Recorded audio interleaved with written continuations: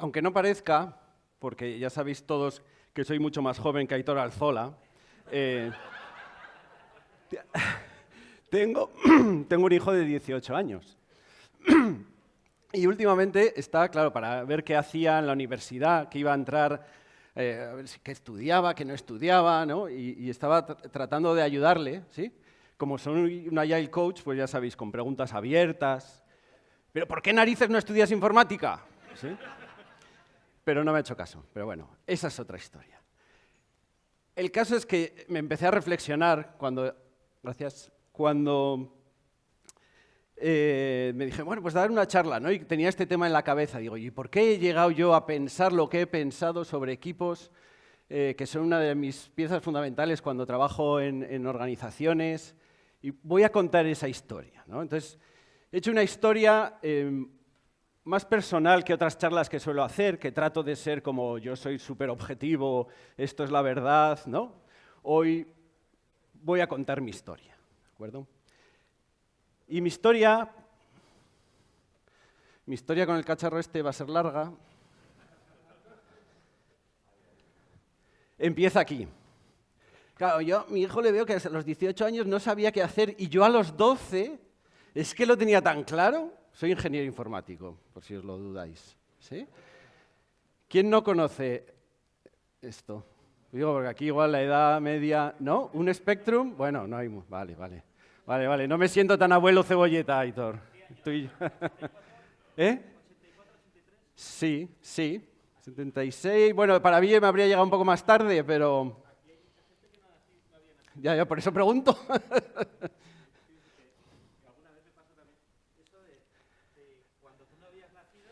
Sí, por eso he preguntado, pero digo, a ver, ¿cómo está el patio? Entonces empecé con esto. El día que me lo regalaron, que fue el Día de Reyes, tuve bronca con mis padres porque no me fui a misa con ellos, porque me quedé programando, copiando del libro que venía y hice un reloj en el Spectrum. Luego era una mierda porque no tenía una cassette y al apagarlo se borró. Pero bueno. ¿Sí? Pero ¿cuál era la sensación que tuve ahí? Es la de crear algo. Es la de crear algo bonito. Y eso me parece fundamental con los equipos con los que trabajamos, ¿no? Crear algo... Es verdad que aquel reloj no era muy bonito, no era muy bello, ¿no? Pero esa sensación, joder, he hecho esto, ¿no? Y sirve de algo y es bonito, ¿sí? Después de muchas vueltas, a los 20 y pocos, justo cuando acabé la facultad en el año 2000, el boom del año 2000, me fui a este portal, eresmas.com. Y aquí empecé a trabajar pues como un pipiolo, llegué a Madrid y... ¿Cómo se trabajaba ahí? Pues no se trabajaba en equipo. Me dijeron, ponte a hacer esto. Y yo, ¿cómo se hace esto? Bueno, tú ponte a hacer esto. Y encima JavaScript de servidor, por cierto. En el 2000. Que no yo creo que es del 7 o del 2008. Aquí Netscape, JavaScript de servidor, estábamos en la última ola. La que le llevó luego al portal a hundirse, pero bueno, esa es otra, ¿sí? ¿Qué descubrí sobre los equipos? La importancia... Aquí me descubrí esas relaciones, no estar solo, tengo un problema serio que tengo que resolver, no voy a hacer esto, no me acuerdo, ¿no? Aquí trabajabas, igual trabajabas en cómo poner eso ahí, ¿sí? Pero claro, llegas y si no tienes esas relaciones, no empiezas a trabajar con un equipo, es muy difícil subirte a un carro de una organización que ya tiene esta cosa construida, ¿no? Nos montamos en el DeLorean. Y muchos años más tarde, unos cuantos años más tarde, después de dar unas cuantas vueltas, llegué a ser funcionario público. Trabajé en IFE. Bueno, el funcionario es una empresa pública que tiene el mismo convenio que los funcionarios, ¿no? Y, claro, aquí empecé a pensar, ¿qué aprendí de equipos? Digo, joder, pues no mucho. ¿Qué aprendí de esto? Pues no sé, no mucho.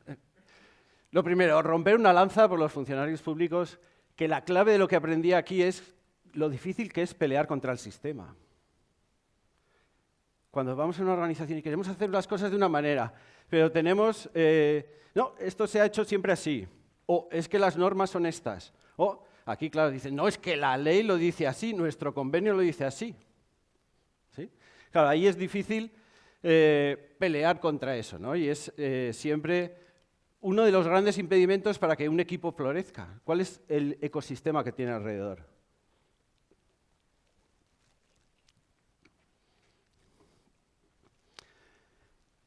Entonces, estuve aquí la friolera de 8 meses, me parece. Un día me llamó David Gil. ¿Dónde está David? Me llamó David y me dice, Joserra, ¿estás aburrido? Yo creo que la pregunta fue algo así, diciendo, este ya me conoce. Yo dije, la verdad que sí, la verdad que sí. Dice, vente que hay una empresa que mola mucho, que queremos...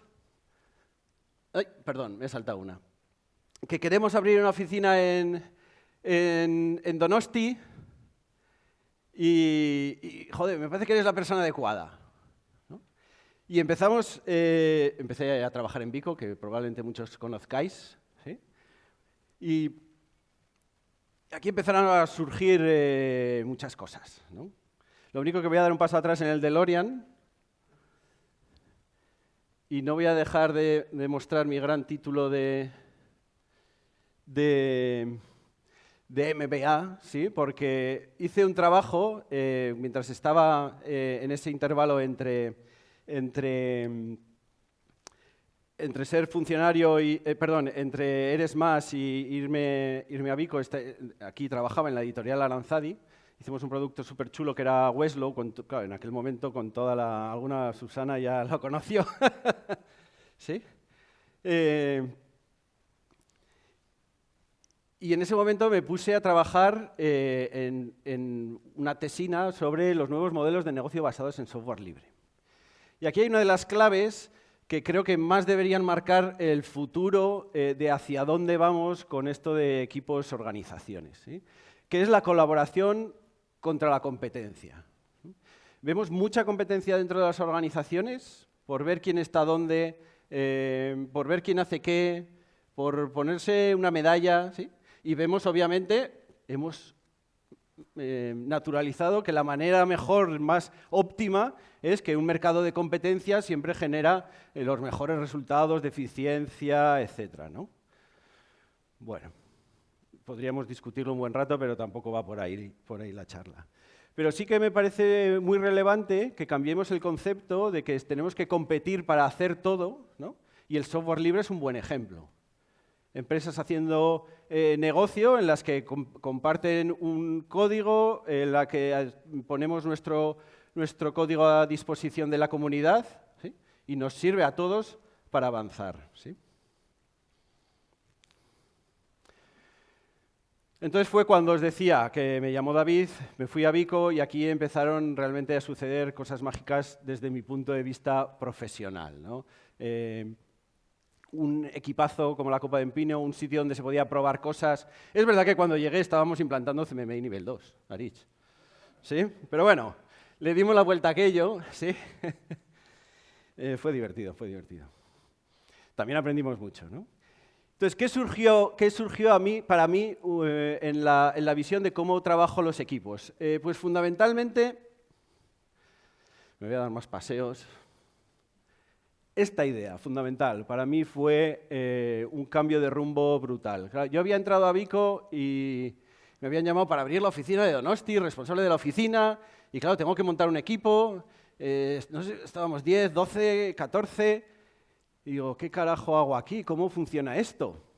Si yo de números, de crear, sí, de hacer un reloj en el Spectrum de puta madre, pero estas cosas raras que andan por aquí con 2 patas, ¿qué son? ¿Cómo manejo eso? ¿Sí? Y entonces, en una conversación en la blogosfera, ¿sí? Otra historia de abuelo Cebolleta, me recomienda Mario López de Ávila este libro. Joder, léete esto, léete el Software for Your Head, que tiene cosas interesantes de cómo hacer equipo, porque este es un tipo que ha salido el que ha escrito Jim McCarthy y Jimmy y Michelle McCarthy. Nombro a Michelle, por supuesto, Ángela. Habían escrito un libro haciendo un experimento muy curioso.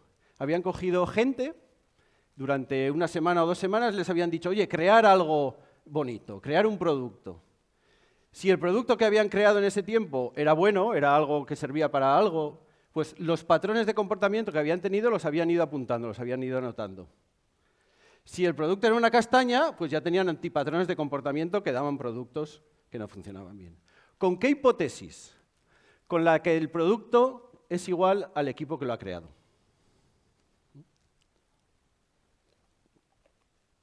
Es decir, si tenemos un buen equipo, creará buenos productos. Suena como, hostia, pues me convenció aquello. Digo, a ver si va a ser que tengo que darle la vuelta a esta ecuación. ¿Cuál es mi producto? Yo ahora que soy un manager, tengo aquí gente a mi cargo, tengo que trabajar con estas personas. Digo, igual mi producto ya no es el producto de educación para el gobierno vasco o el producto para Caja Navarra. ¿Sí? No tuvimos nada que ver con que desapareciese, lo prometo. Es verdad que hacíamos la aplicación de morosos, pero... ¿Cuál es mi producto ahora que soy responsable de 10 personas? ¿Y si mi producto es mi equipo y no el producto que estamos haciendo? Para mí eso fue una revelación. ¿Dónde me llevó eso? Pues a buscar. Y digo, bueno, ¿cómo busco equipo? ¿Cómo hago equipo? Voy a mis apuntes de ingeniería informática y digo, hostia, pues aquí creo que no me contaban nada de esto. ¿Sí? De hecho, en la CAS del 2013 dimos una... ¿Se puede nombrar la CAS aquí y Agile Spain en una Software Crafters? ¿Sí? Vale. En la CAS del 2013, el equipo de Vico hablábamos en una charla de equipos autoorganizados. ¿Deberíamos haber estudiado psicología? Porque yo me creía aquello de Scrum. Scrum, coges un equipo autoorganizado y haces todo esto. Digo, hostia, qué fácil. Pues los junto y les digo, autoorganizaos. Cajo en la leche, era un poco más difícil que eso. Un poquito más, vamos, trillones más difícil que eso, ¿no? Había que hacer cosas con la gente, había que trabajar en que tuviesen buen sistema, en que tuviesen buenas relaciones, en que pusiesen foco en el resultado. Yo qué sé, un montón de cosas, ¿sí? Pero eso pues fue lo que a mí me hizo clic y decir, voy a buscar algo. De ahí encontré pues esa idea de la agilidad, ¿no? Empecé, digo, bueno, pues vamos a trabajar con Scrum. En Vico tenía margen de maniobra, no había problemas con el sistema, ¿no? Teníamos nuestros más y nuestros menos, pero en general podíamos hacer cosas, bueno, en general, de sobra, ¿no? Y probamos aquello. Un día también, entonces, ¿qué sucedió? Que encontré un foro de correo donde había algunos chalaos como Jorge Uriarte, José Manuel Beas, unos cuantos más, ¿no? Y empezamos a hablar de decir, oye, ¿qué tal si nos juntamos y hacemos un AOS? ¿Y qué coño es un Open Space? Pero cuéntanos, ¿no? Allí me acuerdo de Xavi Quesada contándonos qué es un Open Space. Y ahí nació Agile Spain, ¿no? Del que luego os echaré la bronca por iros, pero espera un poco. ¿Qué aprendizaje me llevé aquí para mi visión de equipos, incluso dentro de las organizaciones? La comunidad. La comunidad es fundamental. Un equipo nunca está aislado. Y no solo ya porque hablemos de dependencias y porque tiene que hacer un delivery y entonces necesita, sino porque esa gente de un equipo también tiene que tener su comunidad de desarrollo, su comunidad de gestión de producto. ¿Sí? Necesitamos esas comunidades, sobre todo su comunidad de usuarios. ¿Para quién estamos haciendo esto? Que mola, que hacemos un delivery de la leche, que tenemos unas métricas del DORA que es una pasada, pero ¿para qué estamos haciendo eso, ¿no?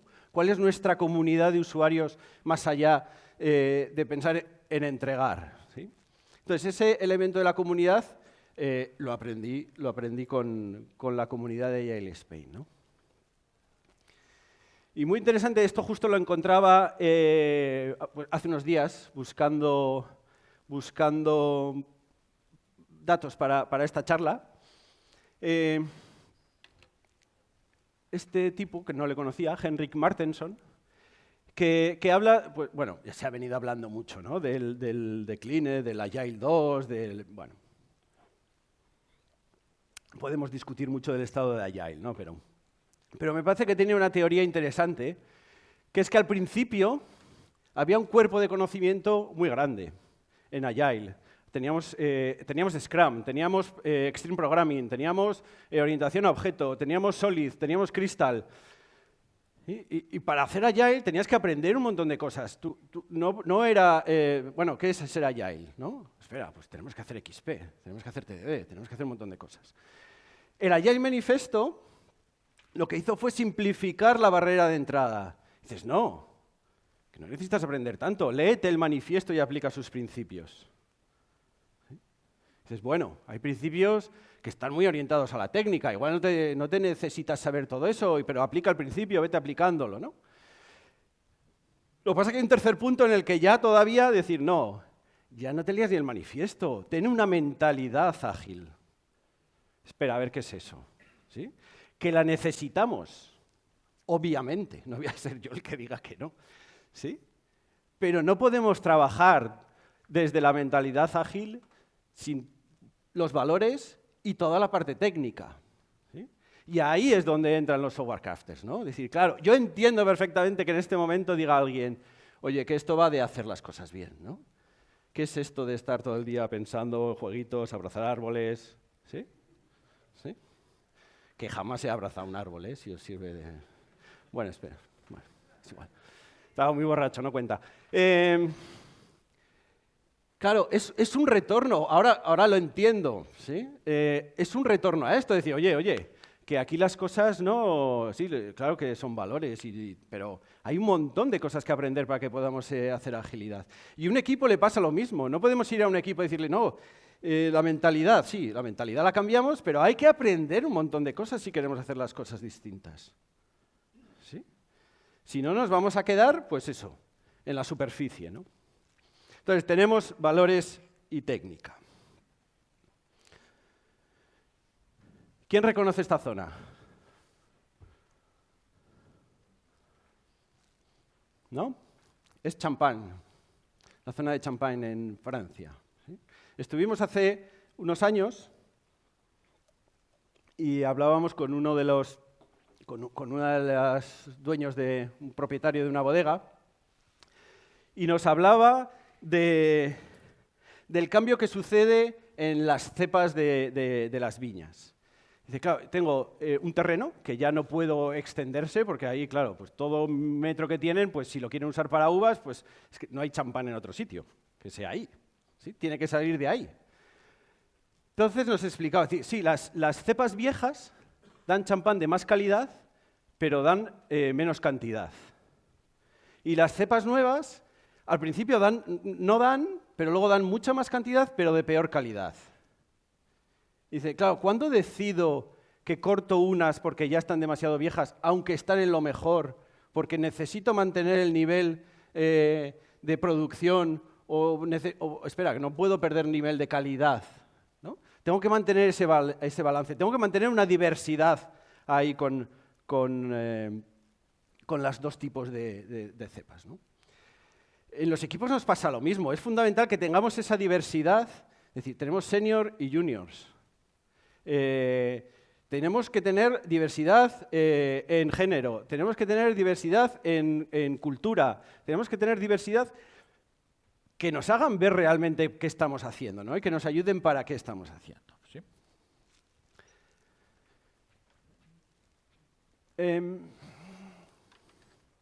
Bueno, es verdad que he tenido muchos problemas con esta transparencia en la preparación, y alguien se ha sorprendido mucho de que no haya contado otra historia, ¿sí? Le miro a mi socia Ángela, porque aquí iba una historia sobre la viuda de Clicquot. Y esto de las cepas es verdad, porque estuvimos hablando con el señor y nos lo contó, pero se me ocurrió ayer a la noche que no dormí muy bien. Y entonces yo estaba buscando ese elemento de la diversidad que ahora lo considero muy importante en los equipos, porque a través de que lo he asumido, ¿no?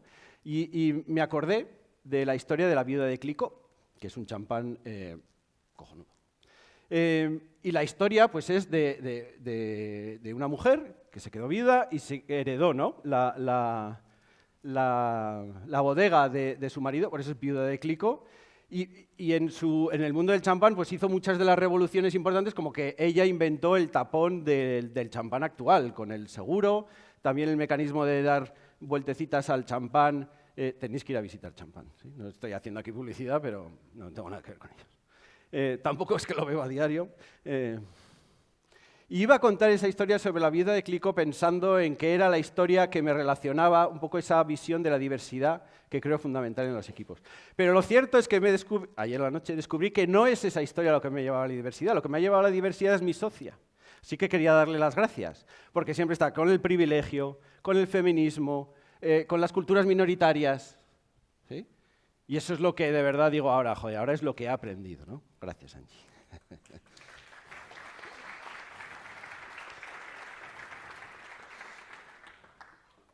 Si seguimos, ¿en qué más tengo yo en mi mente cuando hablo de equipos? Joder, la mierda del liderazgo. Si vais a buscar liderazgo, es que os vais a encontrar, ¿no? 20.000 definiciones de qué es liderazgo. Bueno, pues yo encontré la que me gusta. ¿Sí? Y habla mucho de la parte del liderazgo adaptativo de Heifetz y hace muy bien una cosa que siempre confundimos, o yo confundía hasta hace muy poco, que es la distinción entre autoridad y liderazgo. Tú tienes autoridad formal o informal cuando alguien te la da y por lo tanto tienes una autoridad, un poder para hacer algo, ¿no? Te han dado un poder.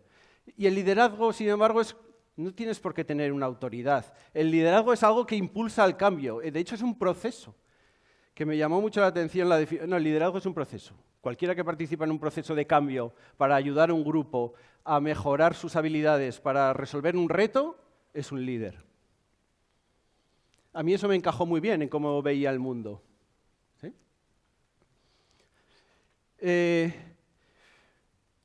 Porque podemos dejar por un lado el liderazgo cuando necesitemos hacer cambios y por otro lado hay que hacer buena gestión de la autoridad. Cuando somos managers, pues no tenemos por qué llamarnos líderes, pero tenemos que hacer bien nuestro trabajo igualmente, ¿no? No confundamos términos, ¿sí? Tenemos que hacer cambios que van más allá de la estructura actual que está en la autoridad formal, entonces es cuando tendremos que hacer líderes, además de managers. ¿Sí? A mí eso me encajó muy bien en la estructura de, luego hablaremos de cómo veo también las organizaciones, ¿no? Entonces me ha quedado esa lista, ¿sí? Equipos que crean algo bonito, que crean relaciones fuertes entre ellos, que necesitan un sistema y un contexto que les apoye, fundamentados en la colaboración dentro y fuera de ellos. El producto será tan bueno como el equipo que lo hace. La autoorganización como elemento fundamental de unión del equipo. La comunidad, ¿vale? El equipo nunca está solo, necesita una comunidad. Valores y técnica, ¿sí? No podemos quitar ninguna de las dos. Diversidad y autoridad distribuida. En el equipo somos equivalentes, somos iguales. De las cosas que sigo ahora buscando, decir, bueno, ¿cómo incremento no sé si mi conocimiento, mis habilidades, ¿no? Hay dos cosas hoy que añadiría en esta lista cuando las tenga bien armadas, ¿no? Una son las organizaciones autónomas descentralizadas. En el blockchain, pues quitando a los criptobros, poniendo en paréntesis a ver si de verdad para el final nos sirve para algo Bitcoin. Una de las cosas que más positivas veo es todo este tema de las organizaciones descentralizadas autónomas, ¿no? El poder organizarnos a través de un sistema realmente distribuido, con un propósito común, ¿sí? Sin tener que estar, obviamente físicamente, pero sin tener que compartir tampoco el espacio físico o virtual, ¿no? La idea es que podamos organizarnos realmente de manera descentralizada, ¿sí?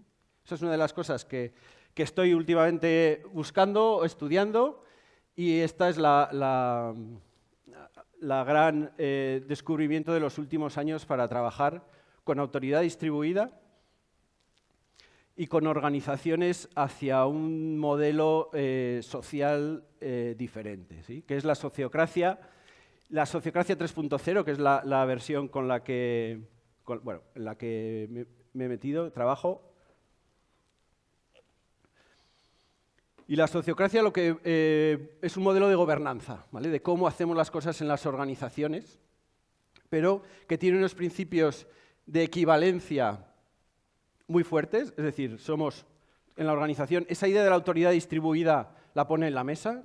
No tenemos jerarquías por poder, no tenemos jerarquías por autoridad, tenemos jerarquías por dominio, por función, ¿sí?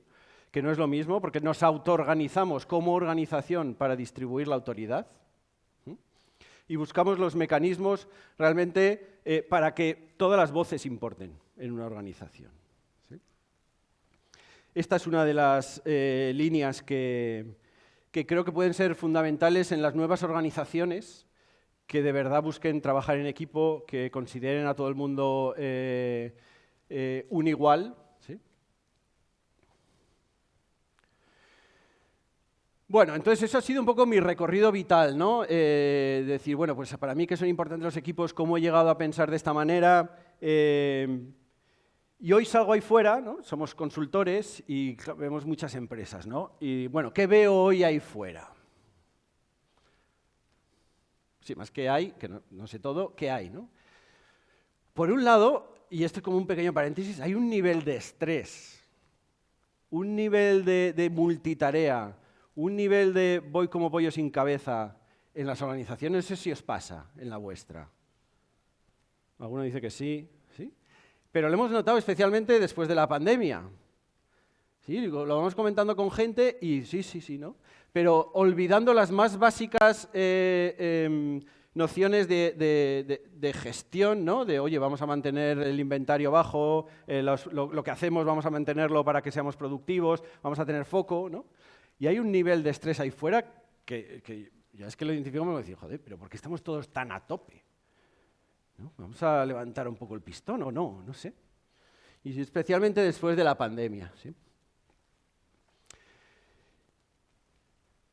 ¿Qué vemos? Que la solución típica para cualquier problema en una organización hoy en día, ¿sí? No digo en las vuestras, digo en general, es que vamos a nombrar a alguien, vamos a darle autoridad a alguien para que se encargue de eso. ¿Sí? ¿Tenemos un problema con la organización de los product owners? Vamos a poner un Chief Product Owner. ¿Tenemos un problema con los ingenieros? Vamos a poner un Engineering Manager. ¿Tenemos un problema con...? Vamos a poner algo lo que sea manager. Nuestra primera reacción es, vamos a darle autoridad a alguien para que solucione este problema. ¿Sí? ¿Qué acabamos haciendo? Organizaciones que acaban siendo un pequeño monstruo, ¿sí? Bueno, roles, autoridades, de personas que están aquí. No, pero eso lo tienes que hablar con el otro porque... No. Simplemente porque es nuestra primera reacción. Decir, joder, pues tengo un problema aquí. Venga, pues vamos a poner a alguien, le vamos a dar autoridad para que se encargue de eso. ¿Sí? Y no pensamos... bueno, ¿qué otros sistemas podemos tener para solucionar las situaciones, ¿no? ¿Esto a qué nos lleva? A los trabajos de mierda. ¿Sí? A que hay mucho trabajo que no está aportando verdadero valor en las organizaciones, ¿no? David Graeber habla de eso, de los bullshit jobs, ¿no?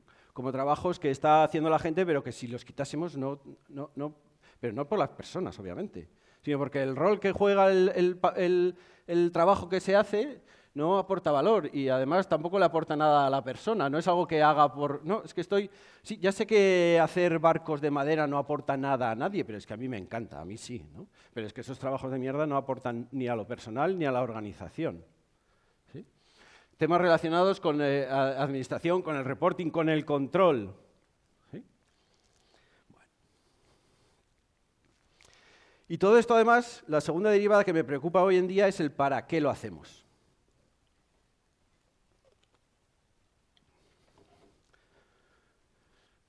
Ay. Instagram siempre ha hablado de que su plataforma es neutra. Si la gente tiene problemas en el uso, pues es porque a lo mejor tiene un problema que les lleva a la adicción, ¿no? Los adolescentes, problemas de...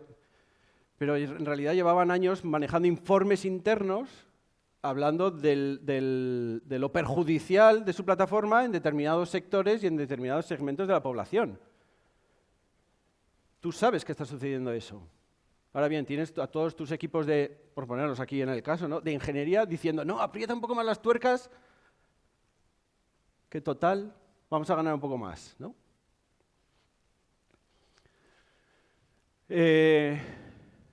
Google, ¿no? ¿Qué pasa con el Don't Be Evil? Aquí está contando cómo manipulan Gmail para que los servicios de otra empresa que tiene temas de calendario entren siempre en spam. ¿Sí? Dices, bueno, ¿y para qué lo hacemos? ¿Sí? Si vamos a hablar de quién está gestionando por detrás toda esa información oculta en TikTok, en ChatGPT, en Facebook, ¿sí? ¿Quién? Pues es el mismo colonialismo de siempre, ¿sí? Tenemos trabajadores en África que estaban diciendo aquí a 1,50 la hora, ¿sí?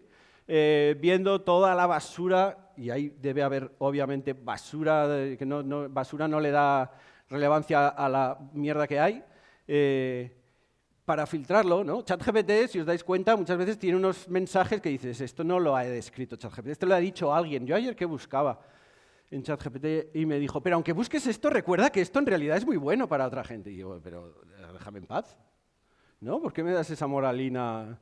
¿Sí? Y tenemos gente explotada, sí, claro, pero no los vemos, ¿no? Esto no es nuestra comunidad. No, bueno, igual son de mi empresa, pero no son de mi comunidad, ¿no? De tal punto que tenemos trabajos que hablan de la injusticia automatizada, ¿vale? De cómo ya hemos llegado a hacer algoritmos que sabemos que están automatizando situaciones que son injustas.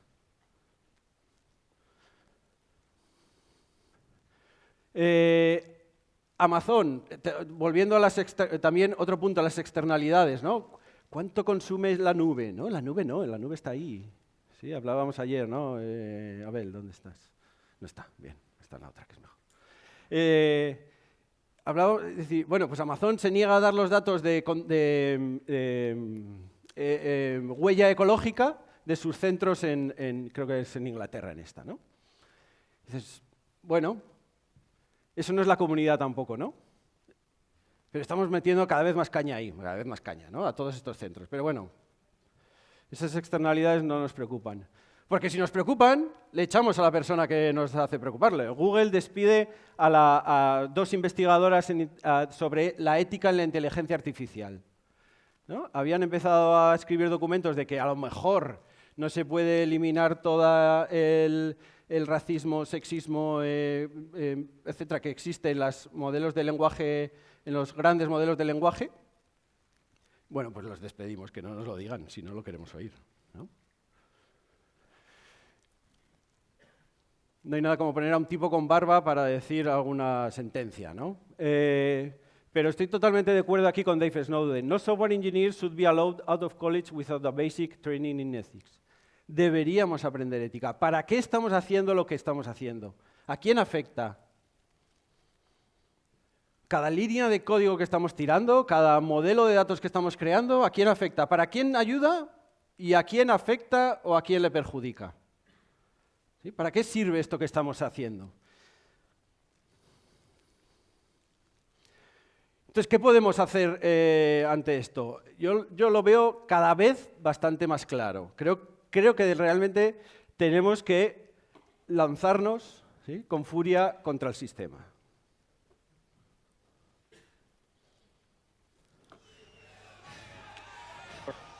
They use force to make you do what the deciders have decided you must do.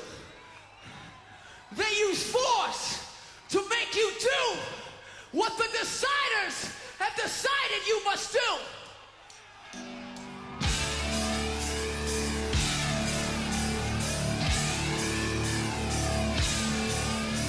Come on.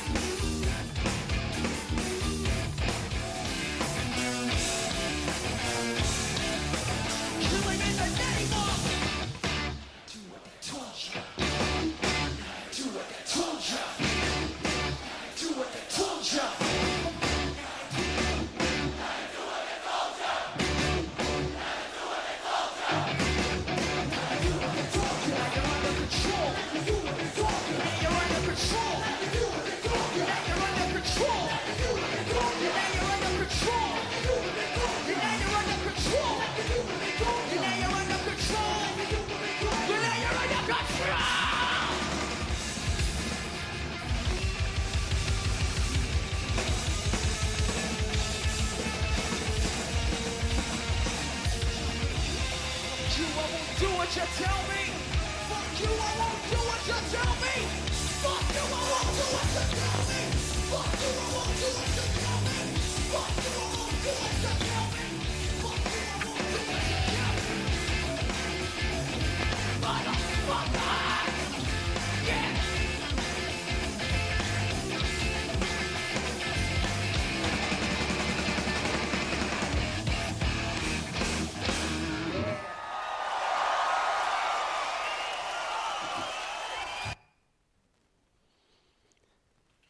Que si os fijáis en el batería como acaba, dice, hostia, mi mano, no puedo más. ¿Sí? Mucha fuerza tiene ahí esa canción. ¿Qué podemos hacer? Lo primero es pensar creo yo, en darnos cuenta, ¿no? de esas cosas. Dos referencias para decir, bueno, para investigar, ¿no? Obviamente que tenía que haber puesto, que debía poner, que me di cuenta también, como ayer, a última hora, digo, hostia, no me puedo dejar esta gente de Yacala Vico, Vico Labs, ¿no? Tenéis por ahí a Carlos, que le podéis preguntar muchísimas cosas de todo este tema, ¿no? De investigar cuál es el efecto de toda esta tecnología en la sociedad, ¿sí? Y otra persona que nos gusta mucho es Abeba Birhane, que habla de toda esta parte del impacto en la sociedad, muy centrado en la inteligencia artificial, ¿no? Tuvimos la suerte, además, de escucharla en la Lina Yale Scotland de 2019, ¿sí? y tiene un nivel increíble. Una de las trabajos en los que ha participado, ella y otros muchos investigadores, es este trabajo, ¿no? Y me lo pasaba Ángela y decía, mira, aquí hay preguntas para los desarrolladores, ¿no? Dice, los desarrolladores, ¿qué se pueden plantear, no? Porque igual dices, ya, pero yo es que hago lo que me están diciendo, ¿no? O mi equipo hace, sí, o yo soy el manager de este equipo, pero es que pues dentro de esta estructura me toca hacer esto, ¿no? Que nos empezamos a hacer esas preguntas, ¿no? ¿Cómo los sistemas que diseño y desarrollo afectan a los derechos humanos de los sistemas de los usuarios y de otra gente afectada?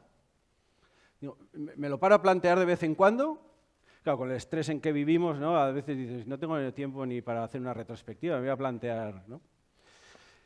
¿Hasta qué punto mi trabajo como desarrollador distribuye los beneficios económicos a los usuarios o a otros objetos de datos? Otros sujetos de esos que tenemos los datos, ¿no? Ahora que obviamente buena parte de la conversación está centrada en datos, modelos de aprendizaje e IA, ¿no? Pero no tiene por qué ser un sistema de esos, ¿sí? Es decir, que nos lo preguntemos, ¿no? Que empecemos a decir, a lo mejor de vez en cuando hay que decir que te jodan, no voy a hacer lo que me dices, ¿sí? Esto en cuanto al para qué, ¿no? Y en las organizaciones, trayendo un poco todo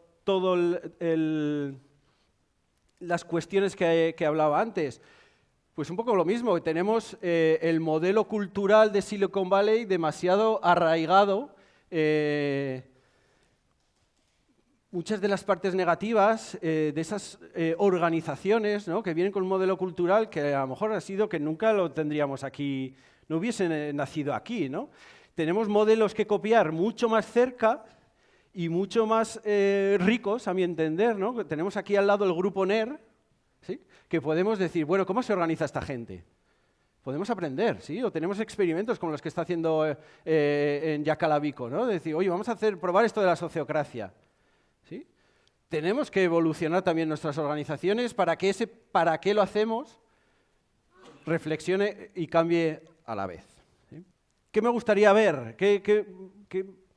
¿Cómo termino? He hablado de mi hijo de 18 años al principio. Y tengo otro de 12 y tengo otro de 8 meses. 3 niños, ¿no? Las niñas no. Y me gustaría, ¿no? Cuando pasen a esa fase, decir, voy a recapitular otra vez, porque otra vez está planteándose qué hacer, ¿no? Y digo, ¿a dónde me lleva esto, no? Tengo esos intervalos de 5 y de 18 años. Asusta un poco, pero que pueda volver a decir, ver esto y decir, joder, pues mira, hubo una comunidad tecnológica, ¿no? Que se puso las pelas y de vez en cuando dijo, que te jodan, no voy a hacer lo que me pides. Muchas gracias.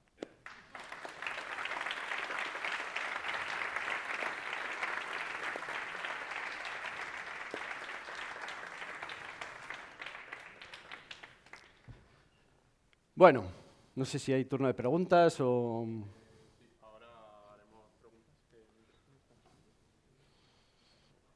Os he dejado doblados ya.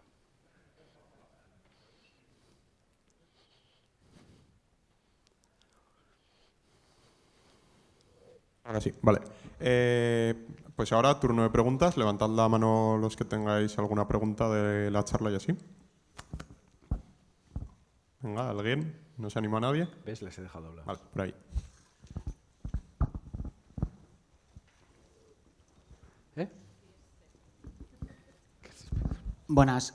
Has mencionado que que un manager tiene la autoridad, por así decirlo, y yo lo cambiaría porque es responsabilidad más que autoridad, pero mi pregunta es, que no quiero ser la típica persona que da un discurso en lugar de hacer una pregunta, mi pregunta es cómo, o sea, porque estoy de acuerdo contigo en que lo ideal es que el equipo tenga, no necesites un manager y sea el equipo el que toma decisiones, el que actúa, pero ¿qué haces cuando la gente que tienes no quiere tomar esa responsabilidad?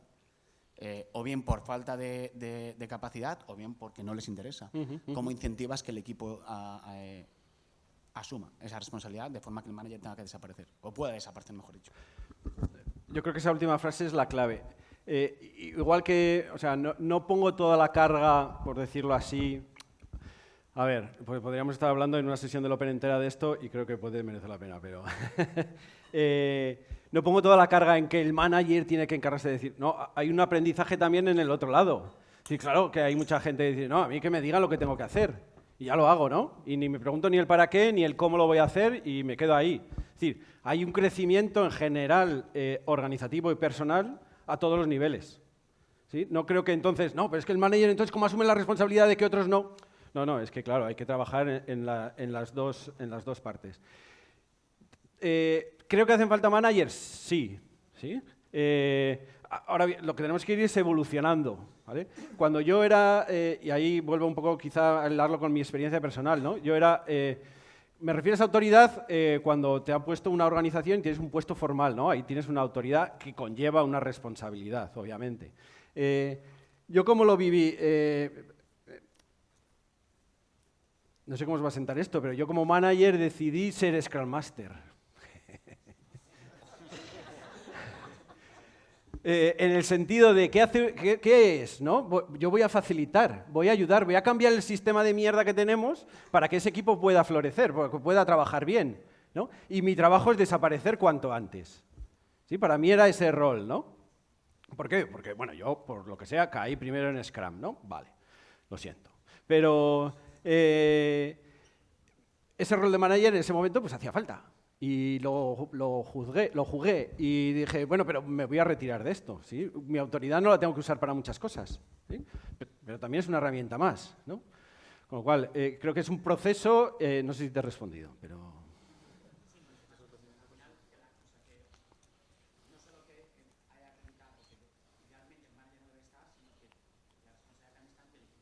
Claro, sí.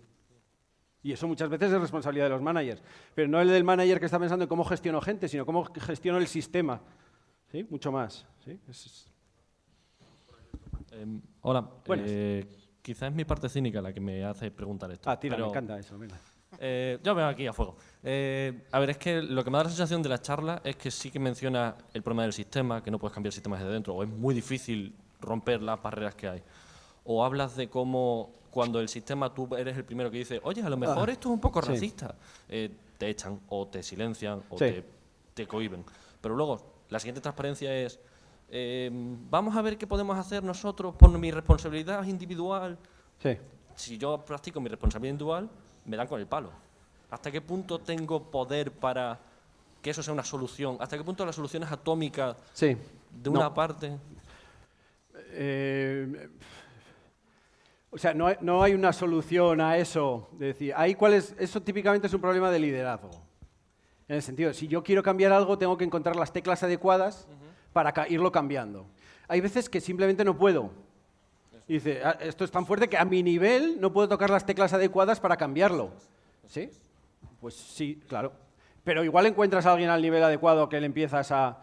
Es decir, esos procesos de liderazgo y liderazgo con cambio, ¿sí? son donde está la magia, pero la magia no la puedes poner en una transparencia. Es decir, ¿cómo vas convenciendo? Claro, si no, ya, o sea, si no habría vendido un libro, sería rico. Entonces, tienes que trabajar ese cambio, tienes que influenciar, tienes que usar tu autoridad si la tienes que convencer, tienes que inspirar.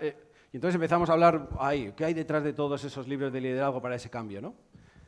Claro, pero ese es el trabajo complejo que tenemos de cambio en nuestras organizaciones. Y luego también están los dos sistemas. Tenemos el sistema en el que, claro, como una organización hoy en día, por narices, tiene que competir y crecer, ¿no? No te digo ya si te han inyectado dinero en una ronda, es que tengo que crecer. Es que, claro, ¿cuál es mi presión? Pues esa. Entonces, claro, ¿cómo me puedo plantear el para qué, no? Pues hay veces que dices, hostia, está muy jodido, ¿no? Entonces tenemos como dentro del sistema organizativo tenemos ese otro supersistema, ¿no? Que está forzando mucho las cosas, claro. Que ese todavía me preocupa más, pero no iba a hablar. Que hablar con Carlos de la... ¿Cómo que no?